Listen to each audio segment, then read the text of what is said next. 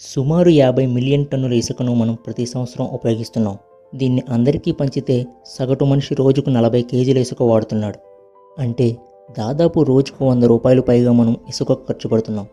ఇంతలా ఇసుకను వాడుతున్నాం కాబట్టి ఈ మధ్య కాలంలో మనం ఇసుక కొరత అనే పదాన్ని ఎక్కువగా ఉంటున్నాం. అయితే మీకు ఎప్పుడైనా అనిపించిందా, తవ్వుకున్నోడికి తవ్వుకున్నంత అన్నట్టుగా ఎడారి మరియు సముద్రంలో ఇసుక ఉంటుంది కదా, మరి ఆ ఇసుకను ఎందుకు ఎవరు కన్స్ట్రక్షన్కి వాడటం లేదు అని? అయితే అలా వాడకపోవడానికి కొన్ని కారణాలున్నాయి. అవేంటో తెలుసుకోవాలి అంటే ముందు అసలు ఇసుక ఎలా ఏర్పడుతుందో అనే దాని గురించి మనం కొంచెం తెలుసుకోవాలి. మనం ఎంతో ఈజీగా వాడుతున్న ఒక ట్రక్ ఇసుక ఏర్పడాలి అంటే కొన్ని లక్షల సంవత్సరాలు పడుతుంది. పెద్ద పెద్ద వర్షాలు, తుఫానులు, బలంగా వీచే వేగమైన గాలులు, భూకంపాలు, వీటన్నిటి వలన ఎత్తైన కొండ చర్యలు పగిలి పెద్ద పెద్ద బండరాలుగా విరిగి మరికొన్ని సంవత్సరాల తర్వాత చిన్న చిన్న ఇసుక రేణువులుగా మారతాయి. ఈ విధంగా ఇసుక ఏర్పడుతుంది. కానీ అలా ఏర్పడిన ప్రతి ఇసుకను కట్టడానికి వాడరు. కొన్ని ప్రత్యేక లక్షణాలు ఉన్న ఇసుకను మాత్రమే వాడతారు. అయితే ఆ లక్షణాలు ముఖ్యంగా వాటి యొక్క ఆకారం, సైజ్ మరియు బరువు పరంగా ఎక్కువగా కొలుస్తారు. ఆ లక్షణాల పరంగా ISO ఇసుకను మెయిన్గా 3 రకాలుగా విభజించింది. అవేంటి అంటే ఫైన్, మీడియం మరియు కోర్స్. అయితే ఈ మూడింటిలో కన్స్ట్రక్షన్కి వాడేది మాత్రం కోర్స్ శాండ్. కోర్స్ శాండ్ అంటే సున్నితత్వం లేని ఇసుక అని అర్థం. ఈ కోర్స్ శాండ్ యొక్క ఇసుక రేణువుల కోణాలు చాలా పొడవుగా మరియు షార్ప్గా ఉంటాయి. అంతేకాకుండా వీటి ఇసుక రేణువుపై ఉండే సర్ఫేస్ అంటే పైపొర కూడా చాలా హార్డ్గా ఉంటుంది. అందుకే ఇది సిమెంట్తో అంత గట్టిగా అతుక్కుపోతుంది. ఇసుక రేణువులపైన ఉండే సర్ఫేస్ సున్నితంగా కనుక ఉంటే ఆ ఇసుక సిమెంట్లో అంత ఈజీగా కలవదు. అంతేకాకుండా ఒక ఇసుక రేణువు మరియు ఇంకొక ఇసుక రేణువు మధ్య ఉండే బాండింగ్ కూడా చాలా తక్కువగా ఉంటుంది. ఇలా సున్నితత్వం ఎక్కువగా ఉండే ఇసుకను ఫైన్ శాండ్ అని అంటారు. ఇవి రౌండ్గా మరియు నునువుగా ఉంటాయి. సరిగ్గా సముద్రం మరియు ఎడారిలో దొరికే ఇసుక కూడా ఈ ఫైన్ శాండే.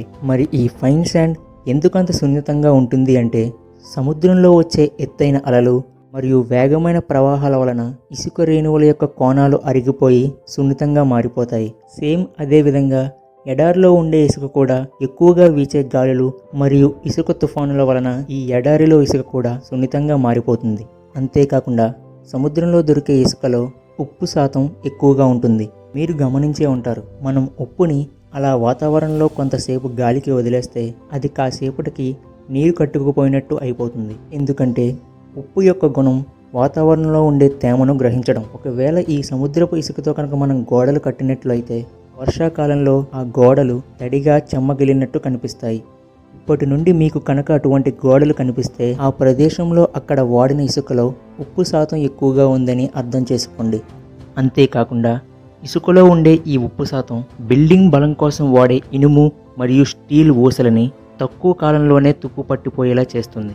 ఇసుక కనుక నునుపుగా సున్నితంగా ఉంటే వాటి మధ్య ఉండే ఖాళీ ఎక్కువగా కనిపిస్తుంది. ఫలితంగా వాటి మధ్య బాండింగ్ అంత గట్టిగా ఉండదు.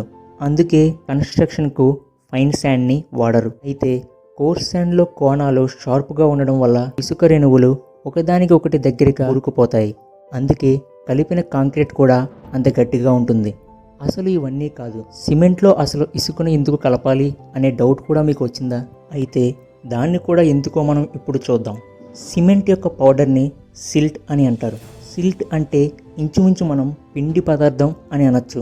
ఏదైనా ఒక వస్తువు పొడిగా ఉన్నప్పుడు పౌడర్లా ఉండి తడి చేసినప్పుడు జావలా జిగురుగా మారితే దాన్ని సిల్ట్ అని అంటారు. ఈ సిల్ట్ పదార్థాన్ని మనం దేనితోని మిక్స్ చేయకుండా దాన్ని అంతటా కేవలం దాన్ని మాత్రమే తడి చేసి ఆరబెట్టి ఒక ముక్కలాగా తయారు చేసినట్టయితే ఆ ముక్క చాలా ఈజీగా బ్రేక్ అయిపోతుంది. సిమెంట్ కూడా అంతే. అది ఎంత బలమైనదైనప్పటికీ కేవలం మనం సిమెంట్ని మాత్రం ఉపయోగించి ఒక గోడ కడితే ఆ గోడ చాలా కొద్ది కాలంలోనే బీటలు గీసినట్టుగా మారిపోతుంది. ఎందుకంటే సిమెంట్ కూడా ఒక ఫైన్ శాండ్ లాంటిది కాబట్టి. మనం సిమెంట్ని కూడా కొంచెం జూమ్ చేసి చూసినట్లయితే వాటి కోణాలు కూడా చాలా నునువుగా రౌండ్ షేప్లో ఉంటాయి. అందుకే వీటికి ఎక్కువ బలం ఉండదు.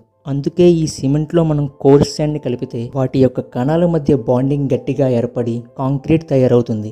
మీ అందరికీ తెలుసుగా కాంక్రీట్ ఎంత గట్టిగా ఉంటుందో. అందుకే ఎడారి మరియు సముద్రంలో దొరికే ఇసుకను కన్స్ట్రక్షన్కి వాడరు. ఒకవేళ వాడినా కూడా ఆ బిల్డింగ్ యొక్క లైఫ్ స్పాన్ కేవలం 5 సంవత్సరాలు మాత్రమే అని చాలా చోట్ల చాలాసార్లు రుజువైంది. ఈ టాపిక్ పైన మీకు ఇంకా ఏమైనా డౌట్స్ ఉంటే కామెంట్ బాక్స్లో అడుగుతారని కోరుకుంటున్నాను. అలాగే ఈ వీడియోలో నా ఎక్స్ప్లెనేషన్ కానీ మీకు నచ్చితే వీడియోని లైక్ చేసి మరిన్ని ఇంట్రెస్టింగ్ ఫ్యాక్ట్స్ కోసం మన ఛానల్ని సబ్స్క్రైబ్ చేసుకుంటారని కోరుకుంటూ thank you for watching this video. జై హింద్.